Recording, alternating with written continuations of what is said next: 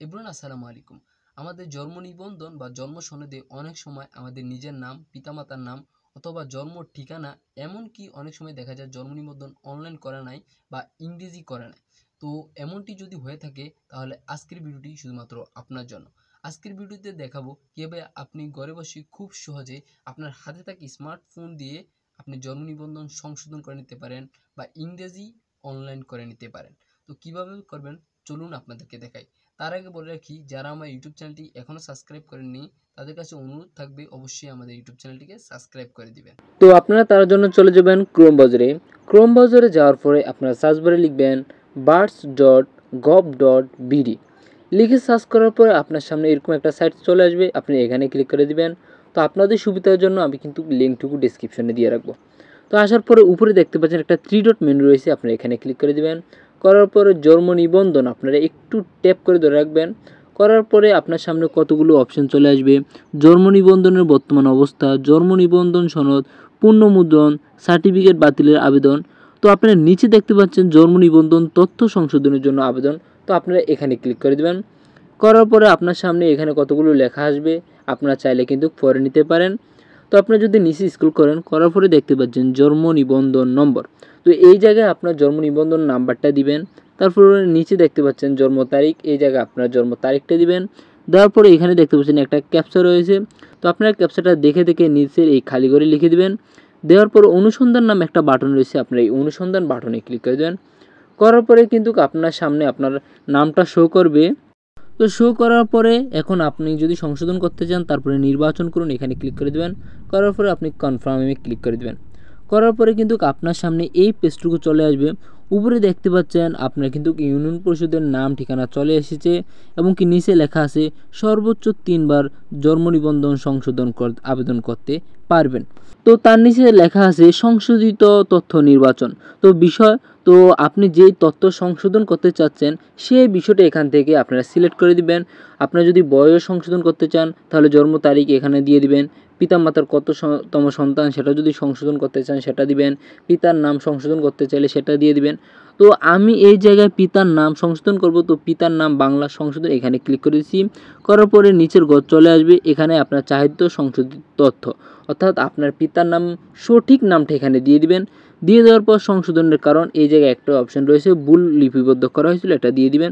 দেওয়ার পরে যদি আপনি মনে করেন আরও তথ্য সংশোধন করতে হবে তার জন্য আপনারা এই নিচে দেখতে পাচ্ছেন সবুজ ঘরে আরও তথ্য সংশোধন করুন, আপনারা এখানে ক্লিক করে দেবেন। করার পরে কিন্তু একটা ঘর বের যাবে।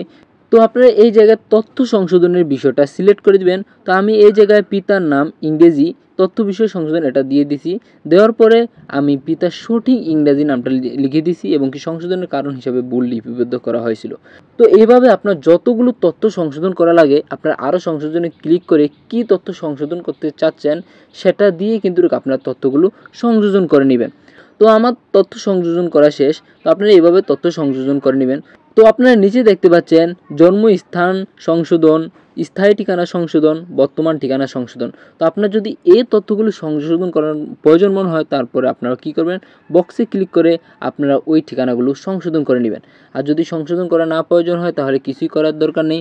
এখন আপনার যে তথ্যগুলো সংশোধনের জন্য আবেদন করতে চাচ্ছেন সেই তথ্যগুলো সংশোধনের আবেদনের এগেনিস্টে আপনাকে কিন্তু প্রুভ করতে হবে যে আপনি বর্তমানে যেই তথ্যটা চাচ্ছেন সেটা সঠিক। তার জন্য এখানে লেখা আছে শুধুমাত্র ইমেল ফাইল, জেপিজি, জিএনজি এবং কি 2 মেগাবাইটের বেশি কিন্তু আপলোড করা যাবে না। তো আপনারা কি করবেন, এখান থেকে সংযোজন এখানে ক্লিক করে দেবেন। সংযোজনে ক্লিক করার পরে আপনি যে ফাইলটা যে প্রুফটা এখানে অ্যাড করতে চাচ্ছেন সেই প্রুফটা আপনারা কিন্তু সিলেক্ট করে দিবেন। তো সিলেক্ট করার পরে কিন্তু এখন আপনাকে এখানে দেখতে পাচ্ছেন ফাইল ট্যাব। তো আপনি যে তথ্যটা এখানে অ্যাড করতে চাচ্ছেন সেই তথ্যটা এখান থেকে কিন্তু সিলেক্ট করে দিবেন। যদি আপনি পিতার জন্ম নিবন্ধন অ্যাড করে থাকেন, পিতার এনআইডি অ্যাড করে থাকেন, আপনারা কিন্তু সেটা এখান থেকে সিলেক্ট করে দিবেন। দেওয়ার পরে স্টার্ট নামে যে বাটনটা রয়েছে আপনারা এই স্টার্ট বাটনে ক্লিক করে দিবেন, তাহলেই কিন্তু আপনার ফাইলটা আপলোড হয়ে যাবে। তো আপনারা যতগুলো প্রমাণ অ্যাড করতে চান আপনারা কি করবেন, সংযোজন এখানে ক্লিক করে অ্যাড করে দিবেন।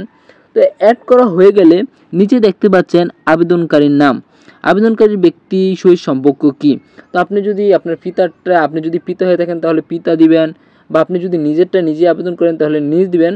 তো এই ক্ষেত্রে সবচেয়ে সহজ সমাধান হচ্ছে আপনারা কী করবেন, নিজ দিয়ে দিবেন, তাহলে আপনাদের ঝামেলা হবে না। আপনি যদি অন্যান্য বা অভিভাবক দেন তাহলে কিন্তু আপনার দেখা যাচ্ছে এনআইডি তথ্য, জন্ম নিবন্ধন তথ্য এগুলো চায়, একটু বেজার হয়। তার জন্য আপনারা কী করবেন, নিজ দিয়ে দিবেন। নিজ দিয়ে দিলে আর কোনো ঝামেলা হবে না। তো আপনার নিজ নাম চলে আসবে এবং কি এখানে দেখতে পাচ্ছেন একটা ডিফল্ট নম্বর দেওয়া থাকবে, ওই নাম্বারে কিন্তু একটা ওটিপি চলে আসবে। তো আপনারা কী করবেন, ওটিপি পাঠান, এখানে ক্লিক করে দেবেন। করার পরে আপনার এই নাম্বারে একটা ওটিপি আসলে ওই ওটিপিটা বসিয়ে এখানে সাবমিটে ক্লিক করে দেবেন। সাবমিটে ক্লিক করার পরে কিছুক্ষণের মধ্যেই কিন্তু আপনার আবেদনটা সাবমিট হয়ে যাবে। এখন দেখতে পাচ্ছেন আবেদন ফিল করুন এবং কি উপরে একটা কিন্তু ফিন নাম্বার রয়েছে, আপনারা কিন্তু এটাকে স্ক্রিনশট দিয়ে রাখবেন। তো আবেদন হয়ে গেলে আপনার যদি কি ফিনটার থাকে তাহলে আপনারা কিন্তু এটা ফিন করে নেবেন, আর যদি ফিনটার না থাকে তাহলে ওই ফিন নাম্বার দিয়ে কিন্তু আপনার একটা কম্পিউটারের দোকান থেকে আপনার আবেদনটা আপনারা ফিন করে নেবেন। আপনারা কী করবেন, আপনার আবেদন কপি এবং কি আপনি যে প্রমাণপত্র রয়েছে তার এগেনস্টে সেই প্রমাণপত্র নিয়ে আপনারা কিন্তু ইউনিয়ন পরিষদে চলে যাবেন।